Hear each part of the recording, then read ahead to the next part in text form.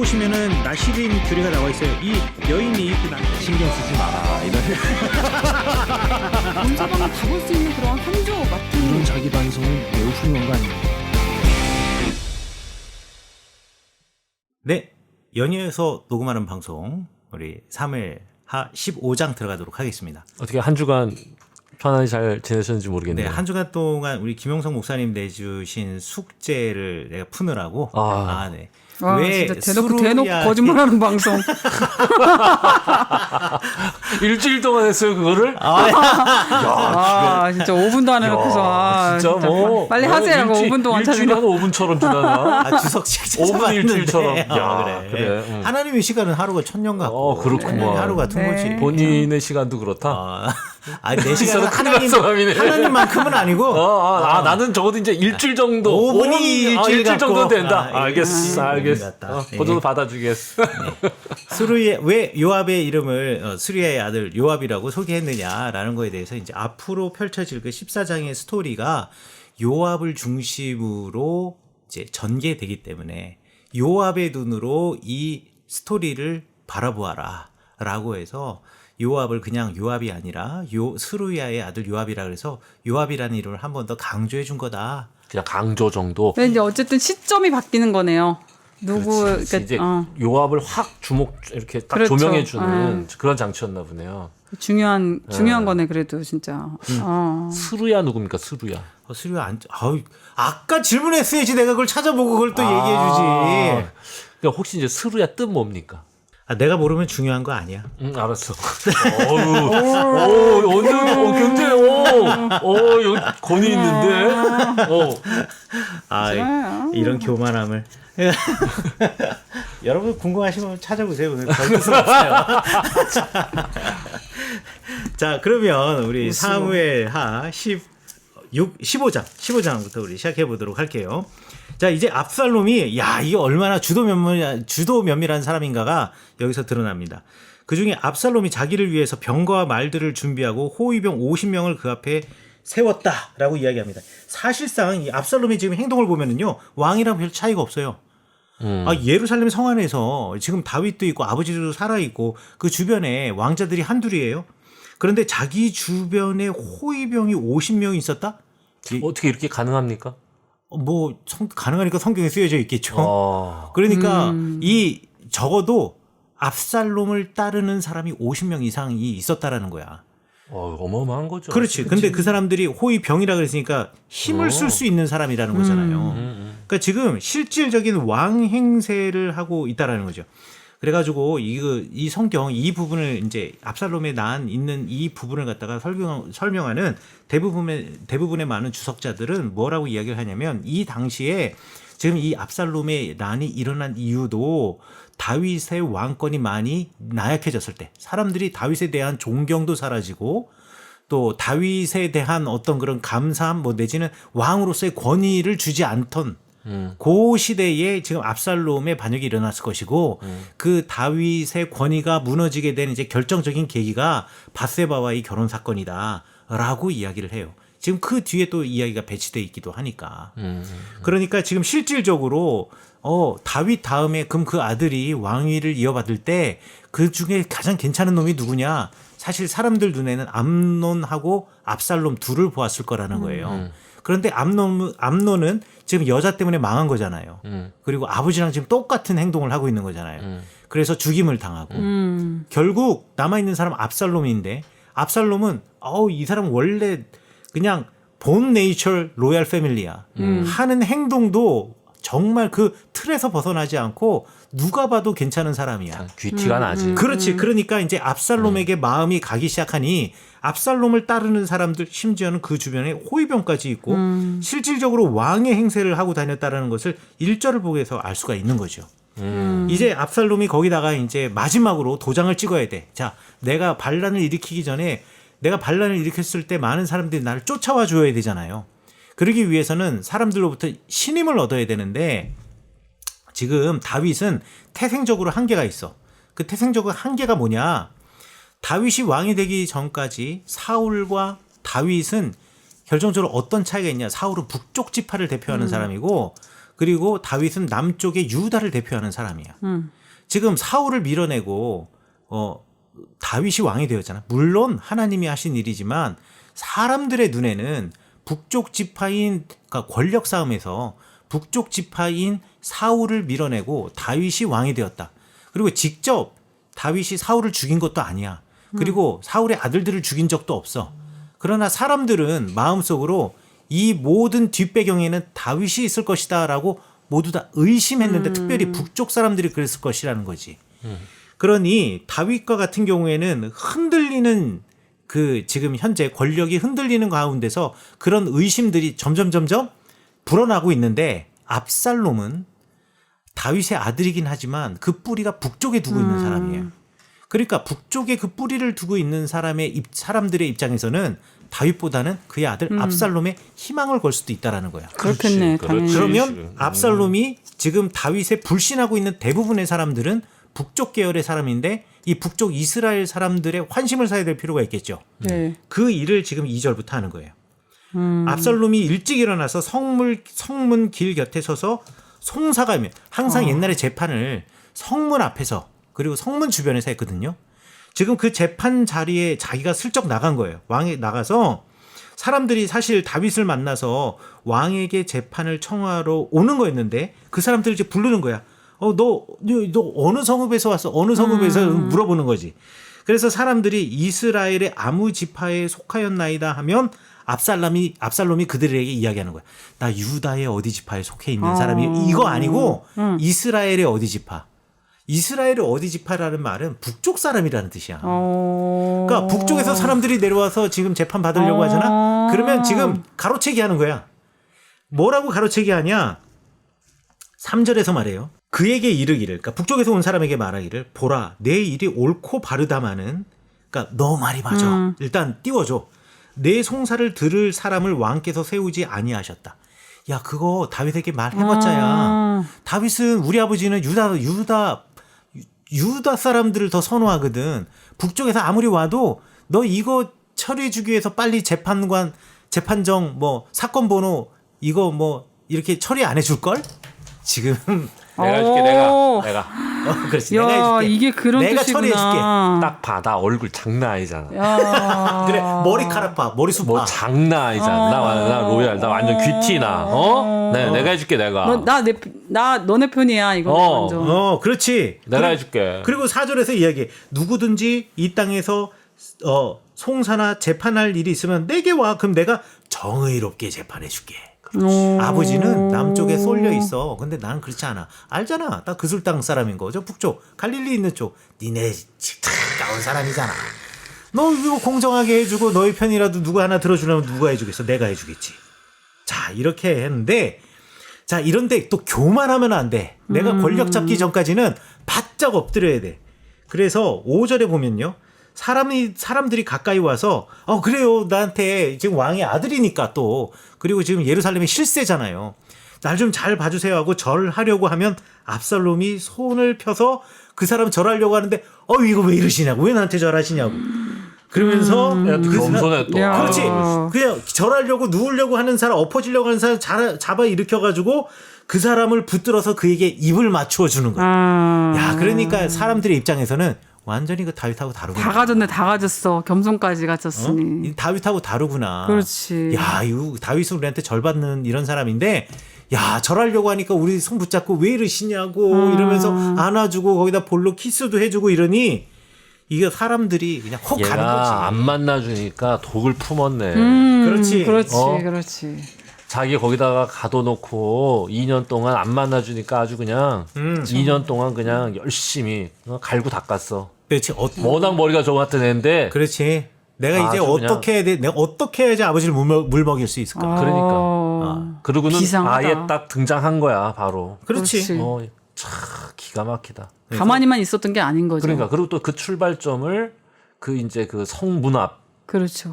성문 앞 재판장 이제 그 자리에서 이게 그러니까 고도의 설계가 돼 있는 거야 지금. 그렇지. 기가 막히다. 그러니까 머릿속에서 로얄 패밀리이기 때문에 할 수 있었던 전략인 그렇죠. 거죠. 그 로얄만 할 수 있는 거지. 그러니까. 그렇지. 경험이 있어야 돼. 맞아요.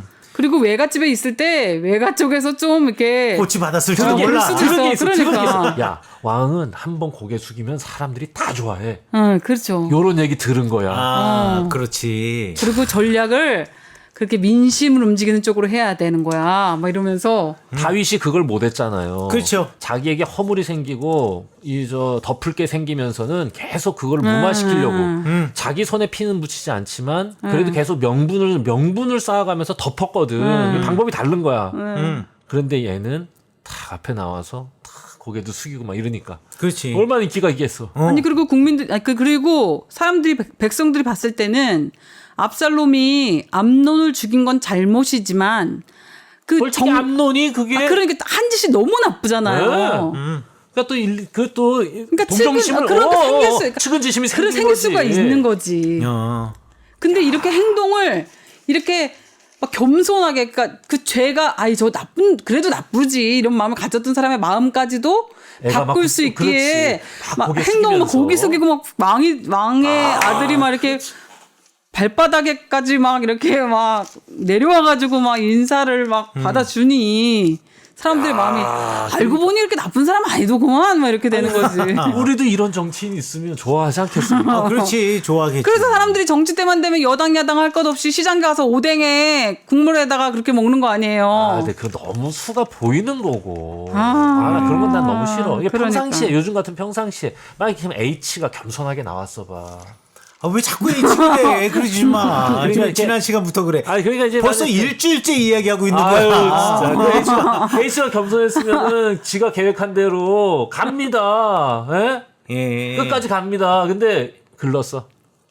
압살롬에게 배웠어야 돼. 교회 열심히 다녔어야 돼. 보니까. 그러니까 모든 그게 것은 다른데요? 안 다녔기를. 아이, 수추요.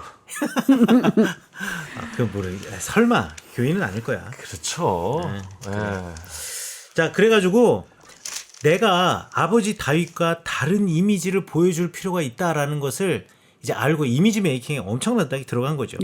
다윗 봐요. 성범죄자지만 나는 성범죄자 가족의 일원으로서 동시에 피해자이기도 하잖아. 그러니까 그걸 보여주는 거고 다윗은 전쟁으로 압살롬이 그랬다는 거죠. 그렇지. 압살롬. 그리고 다윗은 전쟁으로 지금 나라를 부흥케 하고 또 뭐 전쟁으로 나라의 영토를 넓히고 이러면서 사실 전쟁 군주의 이미지가 강했는데 압살롬은 전혀 다른 모습. 야, 내치에 신경 쓰고 나 백성 한 사람 한 사람을 돌보는데 관심이 있어. 그러니까 완전히 다윗과는 정반대 180도 다른 이미지를 보여주고 있다. 지금 하고 있다라는 거예요. 자, 그래가지고 이 압살롬이 나름대로 지역 감정도 잘 이용하고 있고 그리고 이미지 메이킹도 너무 잘하고 있는 거예요. 뭐 이 사람이 정말 겸손한 척하는 건지 겸손한지는 모르겠지만 6절에 보니까 결국 이스라엘 사람들의 마음을 훔쳤다라고 되어 있어요.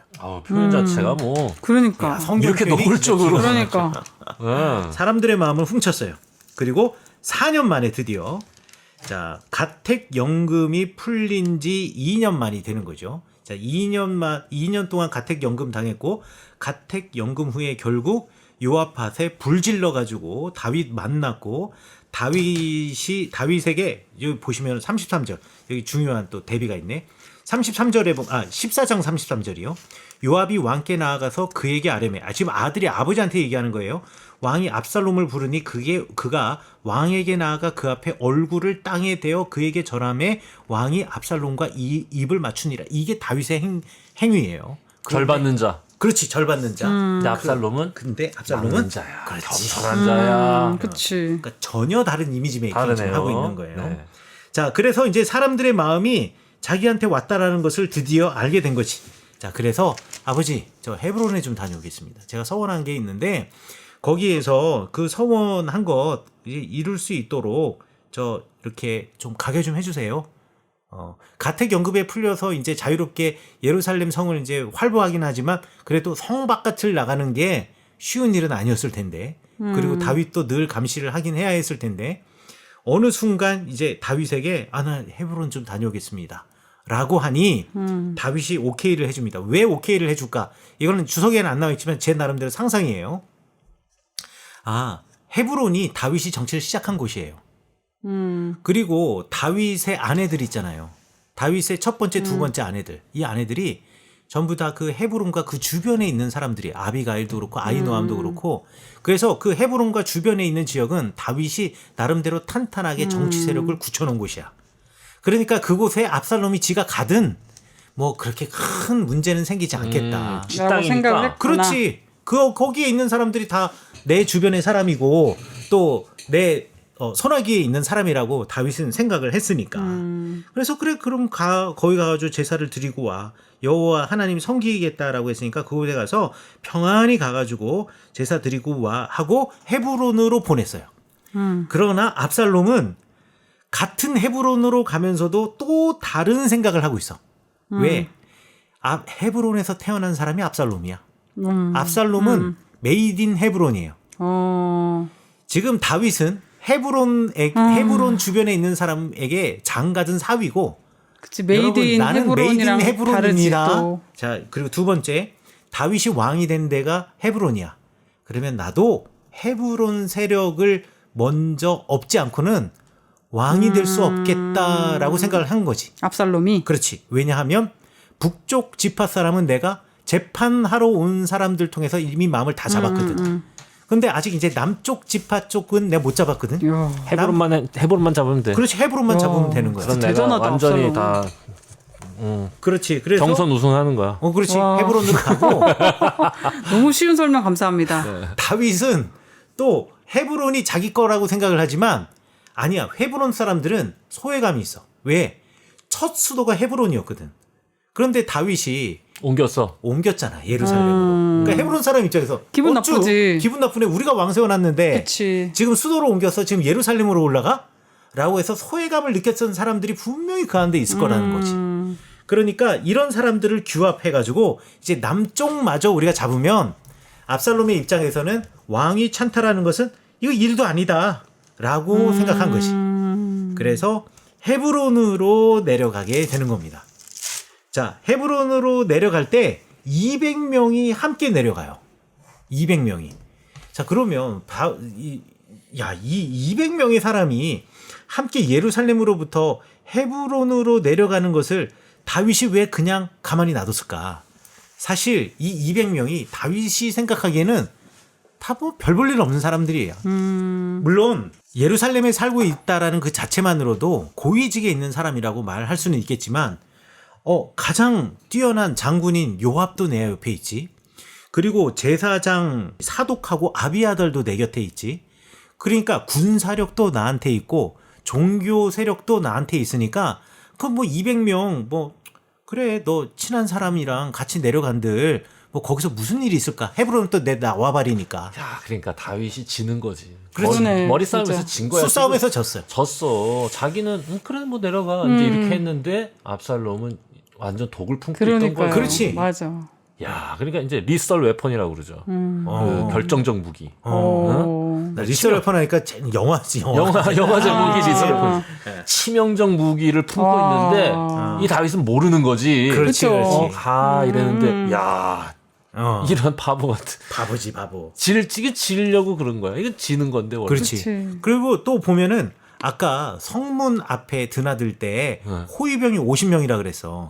근데 지금은 따라 나간 사람이 200명이야. 더 붙여준 거야. 다윗이 그렇지. 더 붙여줬어. 덧붙여 준 것뿐만 아니라 점점 압살롬의 세력도 세력이 커간다. 예루살렘에서 커간다라는 거지. 그런 거 이제 표현하는 거구만. 그렇지. 점점 커가는 거지.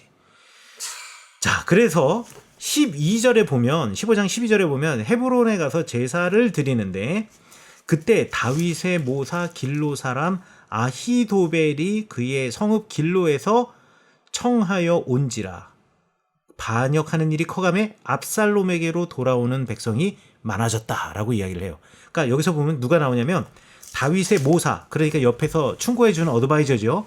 길로 사람 아히도벨. 이 아히도벨이 지금 헤브론으로 합류했다라는 얘기예요. 근데 여기서 이제 압살롬의 결정적인 패착이 하나 나옵니다. 하나의 패착이 뭐냐면 압살롬이 그래 다 가능해. 뭐든지 다 가능해. 뭐든지 다 가능한데 뭐 왕의 아들이니까 왕이 될 수도 있고 그 다음에 압살롬이 전쟁도 잘하니까 군사 지휘자도 될 수 있어. 그러나 종교적인 것에 있어서는 정통성이 중요하거든요. 그런데 다윗이 이게 사실 다윗이 제일 마음에 놓았던 것 중에 하나야. 사독하고 아비아달 대제사장이 다 나한테 내 옆에 있거든. 그러니까 쟤는 가도 별일 없을 거야라고 생각을 했고 아직 이 압살롬이 종교 지도자들을 포섭을 하지 못했던 거야. 그러니까 가서 제사를 드리긴 드려야 하겠는데 종교 지도자들의 대표되는 사람이 거기 와가지고 뭔가를 해줘야 되는데 이거를 할 만한 상징적인 인물이 없었던 데다가 아마 이거는 주석책에는 없는 거예요. 헤브론이 이 기럇 아르바라고 불려지는 곳이 레위인의 48개 성읍 중에 하나야. 그러니까 그 안에 제사장과 레위인이 있단 말이에요. 심지어는 그 도피성이기도 했어. 그러니까 반드시 거긴 제사장이 있었을 거야. 그런데 그 제사장 세력이 아직 압살롬에게 조인을 하지 못했던 것 같아. 그러니까 이 제사를 드리는데 누구를 불러드리느냐? 길롯 사람 아히도벨을 불러드리는 거지. 그래서 제사 드릴 때 압살롬이 사람을 보내서 아히도벨을 불러드려요. 아히도벨은 그런데 또 다윗에 대해서 앙심을 품고 있는 사람이었기 때문에 기쁜 마음으로 가. 이 아히도벨이 누구냐면 바세바 할아버지. 야, 이거 완전 진짜 이거 막장 드라마야. 그렇지. 그러네. 바세바 야, 할아버지인데 이거 막장 드라마. 이건 야, 지금 우리 손녀딸을 갖다가 다윗이 범한 거 아니에요. 그러니까 어찌 보면 가문의 수치지, 크게 수치. 봤을 때는 지금 왕비가 됐지만 가문의 수치야. 그렇지. 그리고 온 이스라엘 사람이 저 손가락질하겠지. 바세바가 어떤 여자인지 다 알아. 그렇지. 지금 우리 내 손녀딸을 저렇게 만들어 놓은 다윗에 대한 앙심을 품은 와. 이 아히도벨이 길로 어딘지 알잖아요. 베들레헴 가는 길에 중간에 있는 그 길로에서 살고 있다가 거기서 헤브론까지 내려와. 그래서 압살롬과 조인하게 되는 거지. 근데 이거 뭐 제사를 드릴 뭐 주관할 자격이 있는 사람은 자격이 아니- 없지. 그러니까 그런데 아니야? 그런데 이 사람을 쓸 수밖에 없었던 게 압살롬의 이게 가장 큰 치명적인 단점이었던 거야. 왜 그랬어? 아직까지 제사장 세력을 끌어들이지 못했다라고 생각할 수가 있는 거지. 근데 압살롬이 생각했을 때는 제사장에게 그렇게 크게 무게를 두지 않았나 보지. 그러니까. 사실 정치에서 권력을 잡는데 종교를 빼면 안 빼놓을 돼. 수는 왜냐면 이 없거든요. 시대는 종교적 시대이기 때문에. 그러니까 지금 다윗이 마음을 놓았던 이유도 종교 권력을 내가 가지고 있다라는 거고 압살롬은 종교 권력을 제외한 모든 권력을 지금 다 갖고 있는 거예요. 그러니까 이 둘이 지금 붙게 되는 거예요. 그러니까 이게 지금 이 압살롬의 모습을 보면은 그 초창기 다윗이 이제 그 도망 다니던 시절에 그 아주 이 영민한 그 모습이 지금 이 압살롬에게 느껴지지 않습니까? 맞아요, 그쵸. 맞아요. 그때 막 사람들 막 막 아둘람에서 사람 모으고 막 이럴 때 그 영민하고 겸손하고 왕 옷깃만 자르고 하던 이제 맞아. 그 모습이 지금 꼭 이 압살롬의 모습이야. 그런데 그 다윗보다 약간 못한 게 종교 권력을 못 여기 아쉽네. 예. 사울이 넘어간 것도 실은 이제 거기에 대해서 무지한 거거든요. 그렇지. 하나님에 대한 그 이 경외가 얼마나 중요한지를 몰랐기 때문에 버림받은 왕이야, 그 사람은.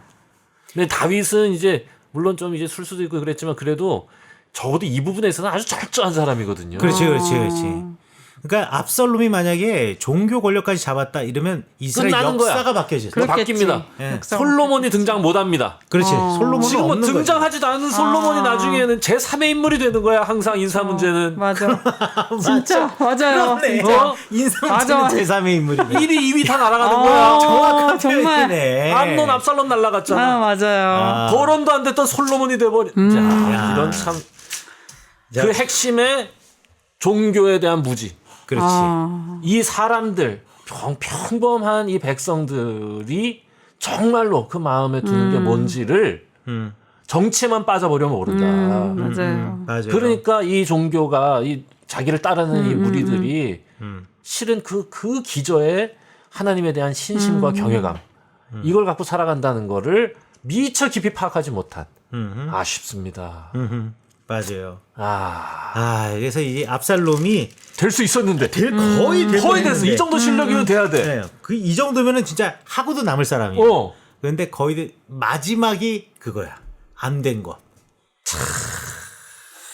자, 그래서 여기서 왕이 헤브론으로 가서 헤브론 가운데서 드디어 왕이 됐어요. 본인이 그렇지, 왕이 되었어요. 그런데 이제 한 하늘 아래 왕이 두 개가 되는 거니까. 그렇지. 아버지 있는 곳으로 진군에 가야 되잖아. 그렇지. 그렇지. 그래서 예루살렘으로 올라온다라는 소리를 듣고 전령이 다윗에게로 와서 말하되 이스라엘의 인심이 다 압살롬에게로 돌아갔나이다. 13절에서 그렇게 말하고 있죠. 바로 그냥. 그렇죠. 다윗의 입장에서는 이제는 방법 하나밖에 없어. 도망가야 돼.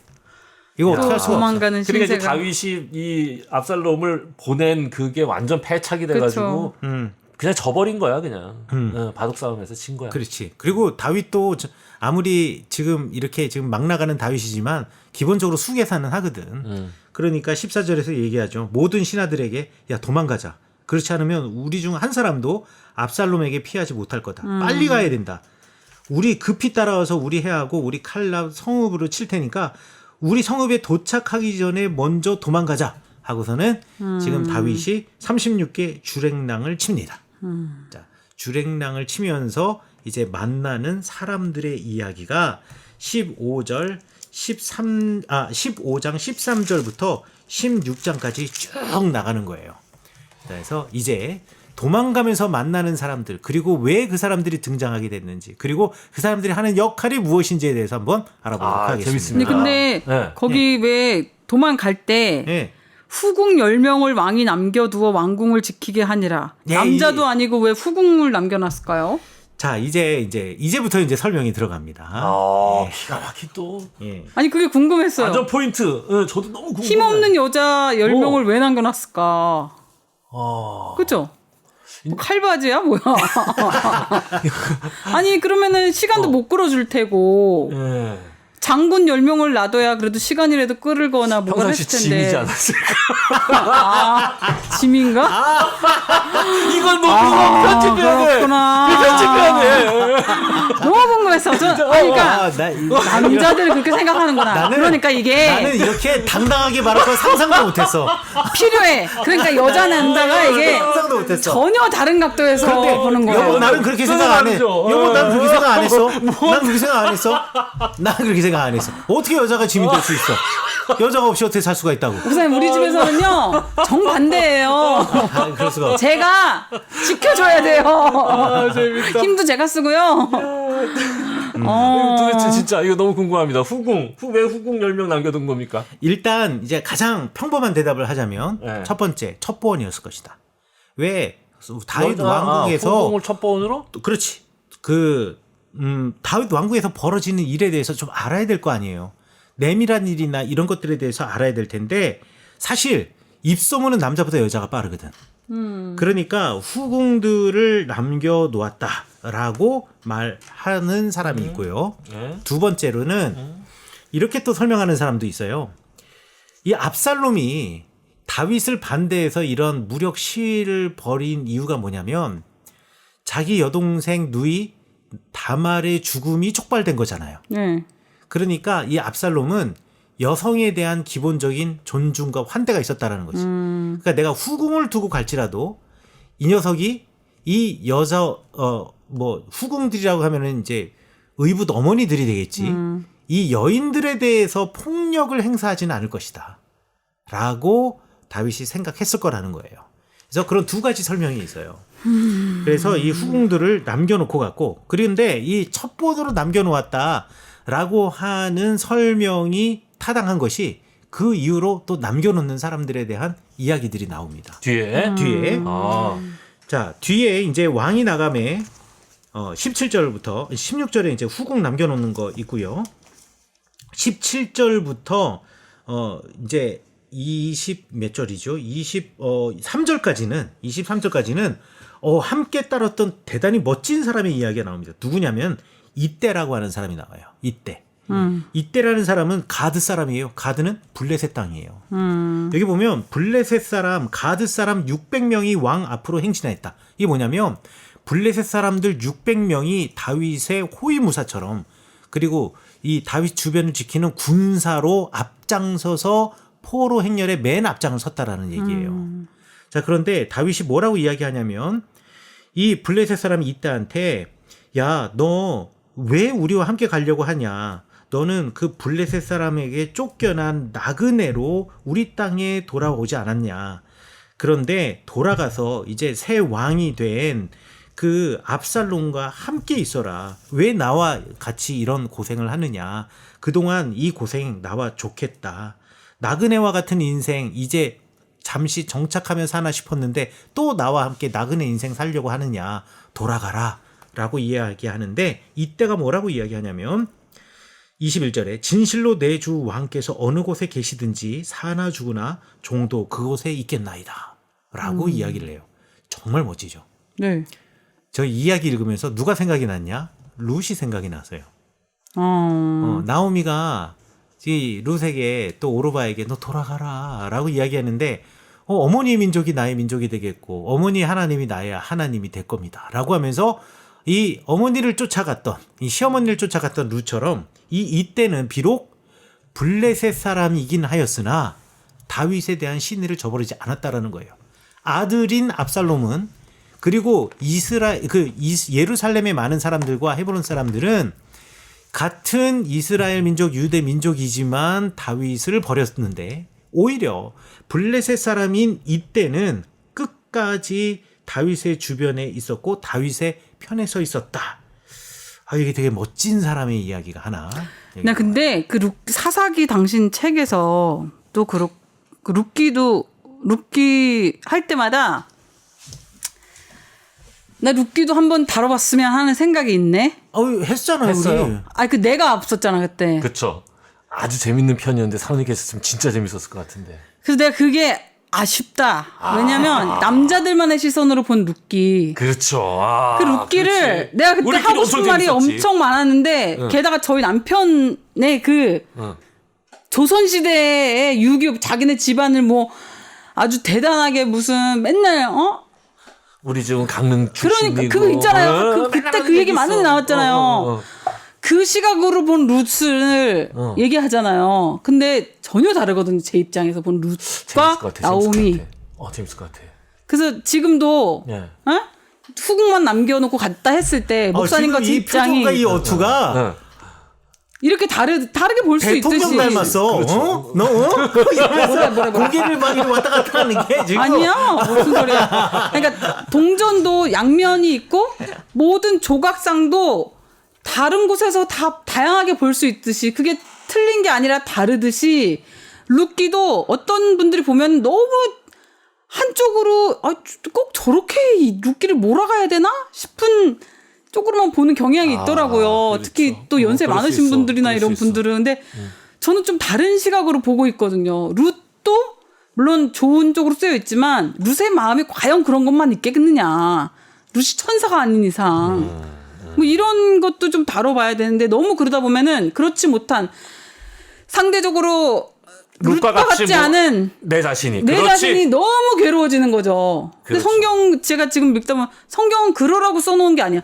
12제자에서도 12제자가 그렇습니다. 가룟 유다만 나쁜 놈이겠냐고요. 아니지. 12사람이 다 다양해. 그렇죠?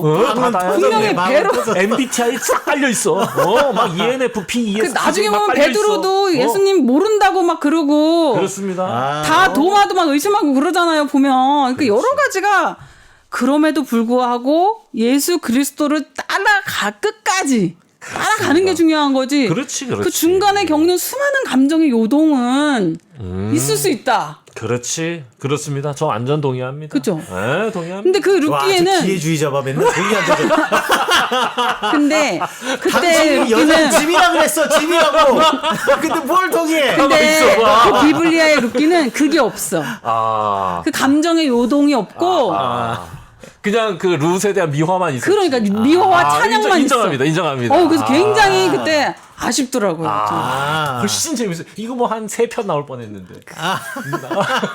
이 시대의 여성에게도 참 자리를 만들어줘야 됩니다. 네. 여성들이. 갑자기 이제 룻 얘기가 나온 이야기가 뭐지? 이때가 룻 같은 사람이다. 봐봐요, 저희 목사님은 나오미와 룻 같은 얘기다 이게. 그렇지. 근데 이제 나는 이거 보면서 웬 뜬금?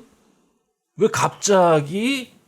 그러니까 왜 룻이 생각나냐고 거기서. 아니 룻은 생각날 수 있는데 그 맥락에서 이따 이 얘기가 왜 나오냐? 왜 갑자기 굳이? 그러니까 같은 민족이지만 다윗에게 반란 세력으로 일으켰던 사람과 비록 다른 민족이지만 다윗과 함께했던 요거 사람의 이제 이야기를 함께해주고 싶었다라고. 약간 이제 그 어영 언론 느낌이 좀 날려고. 아야, 그렇지. 사무엘을 기록한 사람이 약간 입장이 어용이니까. 아무래도 그렇지. 아, 그럴 수 그러니까 있지. 이제 너무 다윗을 이제 카바쳐주는 느낌.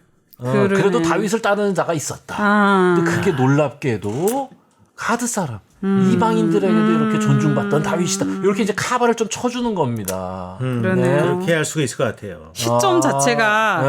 아까 목사님이 그 말씀하셨던 그 질문 자체가 시점이 바뀌었다 그랬잖아요. 네, 네. 그러니까 그 시점으로 봤을 때는 다윗을 이렇게 옹호해 줘서 그렇게 끌고 나가고 싶은 그 작가의 의도가 있는 그게 거네요. 느껴집니다. 그러니까 네. 우리처럼 이렇게 객관적으로 성경을 이렇게 보면은 지금 이제 압살롬의 아름다움이 막 지금 빛을 발하는 네, 순간인데 뜬금없이 갑자기 약간 위축되고 네. 자꾸 뭘 감추려고 비밀이 많아진 다윗을 갑자기 너무 지금 또 칭찬해주는 얘기가 맥락 없이 튀어나왔다. 그렇지. 작가는 이렇게 얘기하고 싶은 또 거지. 한편으로는 이렇게 생각할 수도 있을 것 같아요.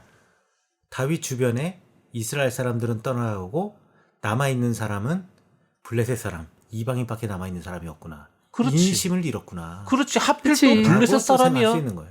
왜냐면 자기가 블레셋 땅에 그것도 가드 땅에 있었으니까. 아니 뭐 그렇긴 하겠지만, 그렇긴 하겠지만 그냥 그것만 남은 거지. 그렇지. 남아있는 사람이 별로 없었다. 가까이 있는 사람들한테는 다 지금 버림받고. 예, 예. 물론 소수에 붙어 있었던 사람도 있었지만 이미 대세는 압살롬에게 넘어갔어. 넘어갔다라고도 이야기할 수 있다.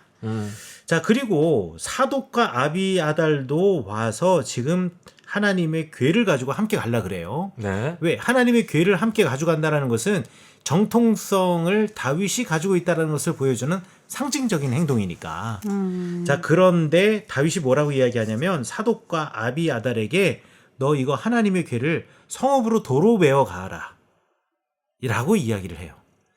그리고 여호와 앞에서 내가 은혜를 입으면 결국 내가 다시 그 궤 앞에 나아가 하나님 앞에 예배 드리리라 라고 하면서 이들을 보냅니다. 이들을 보내는 것 역시 사실 이들을 스파이로 사용하려고 하는, 이들을 갖다가 첩보원으로 사용하려고 했던 또 하나의 예가 될 수도 있겠죠. 왜냐하면 결국 갑자기 나 지금 약간 감동 먹으려고 막 하고 있었는데 지금 다윗이 막 그러게. 이때한테도 그래 넌 돌아가라 사독하고 아비아달한테도 하나님의 궤가 지금 움직이고 있는데 하나님의 궤를 처음에 받았을 때 얼마나 좋아했던 다윗입니까? 네? 그런데 이제 그 그래요. 다윗이 그걸 알면서도 보낸다고. 사독과 아비아달에게 돌아가라고 이렇게 하는 이제 되게 막 감동 먹으려고 하고 있는데 첫 번이야. 아무렇지도 않게 익상 목사 첫 번으로 보낸 겁니다. 그러니까.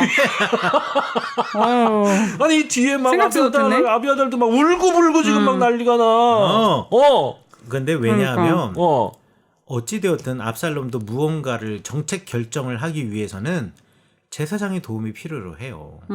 그리고 그런데 그거를 왜 하나님의 뜻을 알기 위해서 선견자나 제사장이나 하나님의 뜻을 필요하지. 그렇지, 필요하잖아. 그러니까 뺏어가면 못할 거 아니야. 뺏어가면 못할 수도 있겠지만 다윗의 생각은 달랐던 게 뭐냐면, 자 27절에 봐요. 왕이 또 제사장 사독에게 이르되 내가 선견자가 아니더냐. 너희의 두 아들 곧 내 아들 아히마스와 아비아달의 아들 요나단을 데리고 평안히 성으로 돌아가라. 결국 압살롬은 너희들을 찾아와가지고 너희들을 의지할 수밖에 없어. 모든 의사결정의 판단은 너희들을 통해서 갈 수밖에 없거든. 그런데 네가 그걸 알아내야지. 그래서 그거를 우리한테 알려줘야지 라고 지금 이야기를 하는 거예요. 그래서 우리가 지금 현재 예루살렘으로 도로다 메우고 저쪽 이제 여리고로 해가지고 그 넘어가게 될 텐데 계속 후에 요 사독과 아비아달이 계속 첩보를 보내요. 그래서 지금 어떻게 되고 있습니다. 어떻게 되고 있습니다. 그래서 다윗이 비록 예루살렘 성은 떠나 있지만은 예루살렘 성에서 벌어지는 일들을 다 알고 있어. 왜? 의사결정의 최고 책임자의 자리에 지금 사독과 아비아달이 앉아있기 때문에 압살롬이 아무리 왕이라고 할지라도 사독과 아비아달을 배제해놓고 살 수 있는 게 없거든요. 예루살렘에 들어온 이상. 이곳에서는 아까 말한 것처럼 우리 그 아히도벨 하나만으로는 이 제사의 문제를 해결할 수가 없거든. 그 안에 있는 레위인과 그 사독 계열의 제사장들의 그 가문, 그 영향력을 어떻게 벗어날 수 있겠냐라는 거지. 그러니까 너희들은 이 땅에 남아 있어서 나한테 첩보를 보내야 돼. 라고 해서 이 사람들을 거기다가 알박이 해놓은 거예요. 쉽게 말해서. 자, 그리고 나서 다윗이 감람산 길로 올라가다가 누구를 만나냐면 후세라고 하는 사람을 만납니다.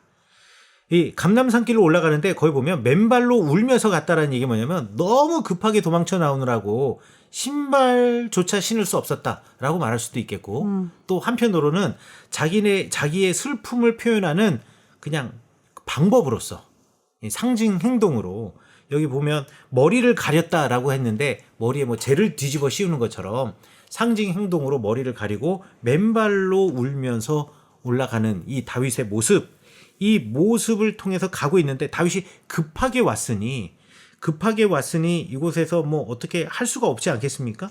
그래서 여기 보면 이 32절에 보면 경배하는 마루턱, 그러니까 여기서 예전에 제사를 드리던 때가 있었나 봐요. 그래가지고 마루턱에 이를 때 아렉 사람 후세가 옷을 찢고 흙을 머리에 덮어 쓰고 다윗을 맞으러 와서는 내가 당신과 함께 가겠습니다 라고 이야기를 해요. 근데 36절에서 다윗이 이야기하죠.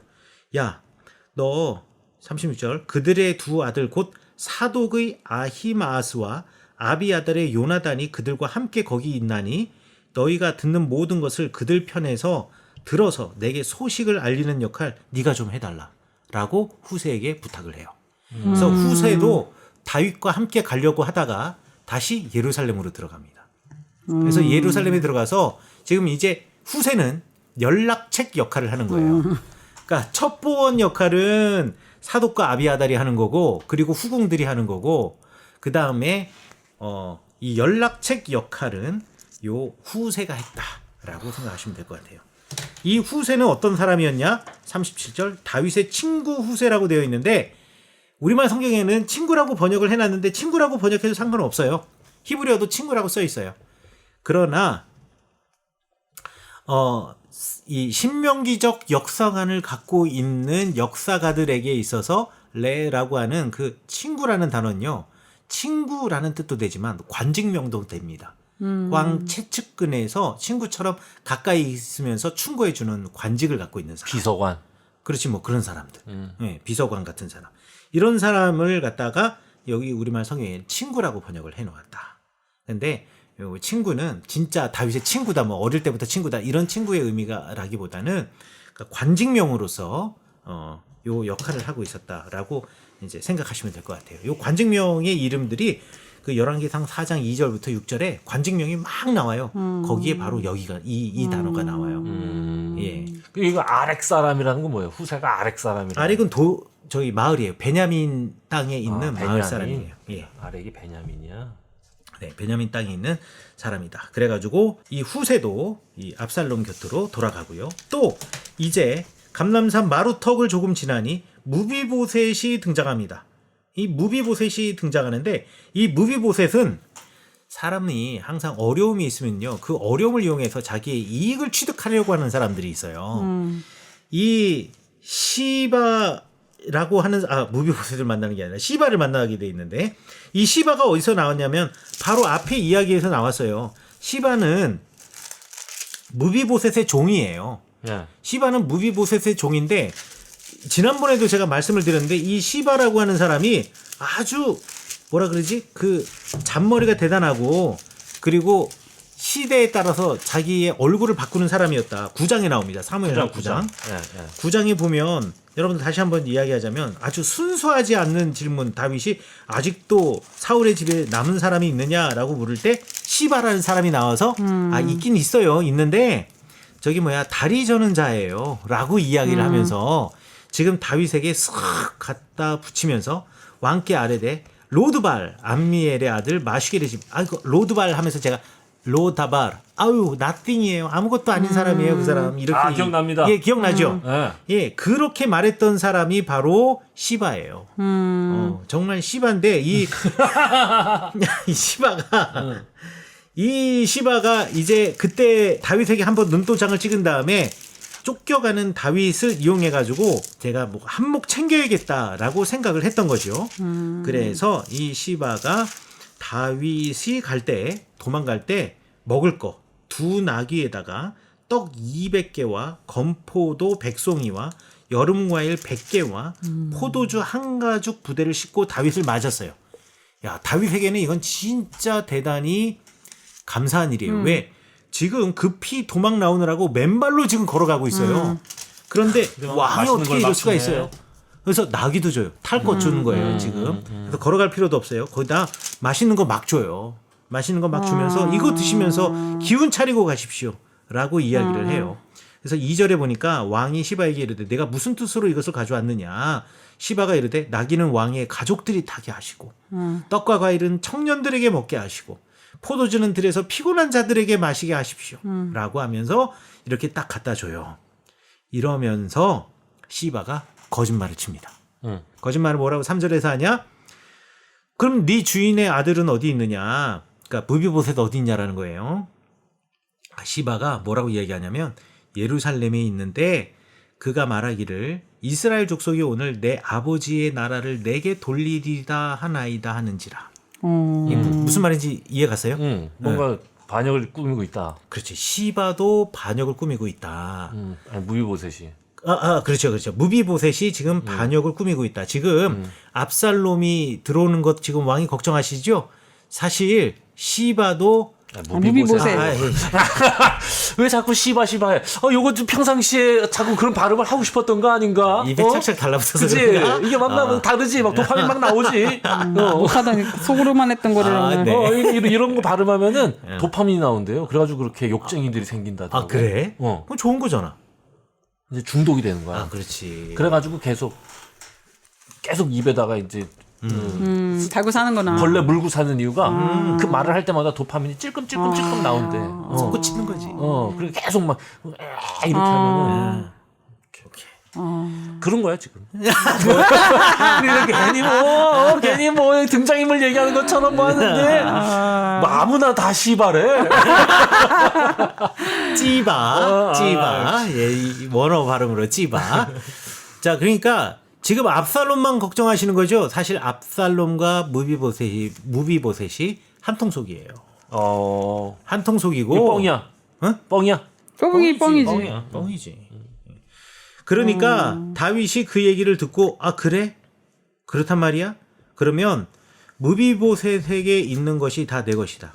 자, 너한테 내가 무비보셋한테 땅도 주고 뭐 마을도 주고 이거 원래 사울의 것이었고 원래 무비보셋의 것이었는데 마치 자기가 시혜자인 것처럼 막 줬잖아요. 그리고 생색냈잖아요, 다윗이. 그런데 그거 너한테 줄게. 네가 가져라고 이야기를 해요. 그러니까 지금 이 시바는 여기에서 이 상황 속에서 자기 이익을 취득하려고 하는 거예요. 그러니까 한 사람의 불행과 고난 앞에서 별의별 사람들이 다 나오는 거야. 함께 가겠다라고 하는 사람이 나오는가 하면 이 상황을 통해서 자기의 어떤 이득을 취하려고 하는 사람, 이런 사람들도 나오고, 그리고 그동안 불만을 가지고 있었던 다윗에 대한 불만 세력들이 지금 소리를 내기 시작해요. 그게 시므이죠. 시므이는요, 다윗이 갈 때 이 사람을 갖다가 살인자라고 비난을 했어요. 7절에 보면 시므이가 저주하는 가운데 이와 같이 말하니라. 피 흘린 자요. 너 살인자잖아. 라고 얘기하면서 다윗이 그동안 왕으로 의기양양할 때는 한마디도 못하던 시므이가 지금 이제 쫓겨가는 다윗을 향해서 이 살인자 자식아 하면서 지금 욕하는 거예요. 이게 뭐냐면 사울과 아들들의 죽음, 사울의 아들들의 죽음, 아브넬의 죽음, 이런 죽음에 다윗이 연관되어 있다. 그리고 그 가운데서 결국 이득을 본 게 너 아니냐. 너 살인자다. 가라 이렇게 이야기하면서 다윗을 지금 저주하고 있는 거죠. 힘이 빠지니까 이제 뭐 막 하는 거야. 그렇지, 막 하는 거야. 이게 이제 그 뭐라 그래 이거 지지도 인지도 아니 여론 여론조사에서 그렇지, 여론조사에서 밀렸거든. 여론조사 밀리면 욕하는 거야. 그래, 맞아요. 지금 밀린 거지 지금 딱 그렇잖아요 지금. 네, 그러네. 8절에서 보니까 그래서 이래. 이 피를 여호와께서 내게 돌리셨도다. 너 이거 인과응보야. 네가 왕이 되었지만 결국 여호와 하나님께서 네 아들에게 이 나라 넘겼잖아. 거봐, 이게 네가 화를 자초한 거야. 라고 8절에서 이야기를 하고 있어요. 그러니까 힘 있을 때 암소리 못 하다가. 그렇죠. 예. 자, 이러면서 이 주변에서 이렇게 저주를 하면서 시므이가 13절에 보면 산 비탈로 따라가면서 계속 저주하고 다윗을 갖다가 조롱하고 또 돌도 던지고 이런 아이고. 예. 그런데 이 다윗이 못 났다 못 났어. 더 그러게요. 재밌는 것은 이러면은 야 네가 어떻게 왕에게 돌을 던져 이러면서 그 다윗 주변에 지키는 사람들이 이 사람한테 때려주거나 내지는 징벌을 해야 될 것 같은데 아무도 그러지 못하죠. 도망가기에 바쁘니까 시간을 여기 지체할 수 없어. 그러니까 얼마나 급하게 도망가고 지금 이 상황이 긴급했는지 지금 요 도망가는 이야기를 통해서 나오고 있다라고 여러분들 생각하시면 되겠습니다. 자, 이 다음에는 위장전향한 사람들이 첩보 이야기가 나오고 그래서 이 첩보의 결국 첩보 이야기에 압살롬이 패하는 이야기가 나오는데 요거는 우리 다음 시간에 벌써 50분이 훨씬 지났습니다. 그래요? 한참 재밌는데 여기서 끊는다고? 그렇지. 다음에는 이제 첩보 이야기가 시작이 됩니다. 이런. 아하, 그럼 9절부터 하는 거예요? 네, 그래가지고 아니요 15절부터. 15절부터? 아니 근데 여기 이제 나 궁금한 거. 여기 갑자기 네네. 이제 또 스루야의 아들이 또 나왔네. 예, 아까는 요압이었는데. 요압하고 아비새가 형제예요. 그래.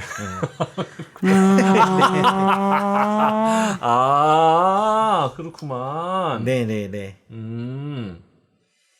그래서 15절부터 이제 네, 15절부터. 여기서부터 이제 다시 시작한다는 거. 네. 알겠습니다. 그래서 이제 위장 전향한 후세가 어떤 일을 하는지 그리고 아이도벨이 계략을 짜는데 이 계략을 어떻게 지금 막아 세우는지 이간질을 하는지 이런 이야기.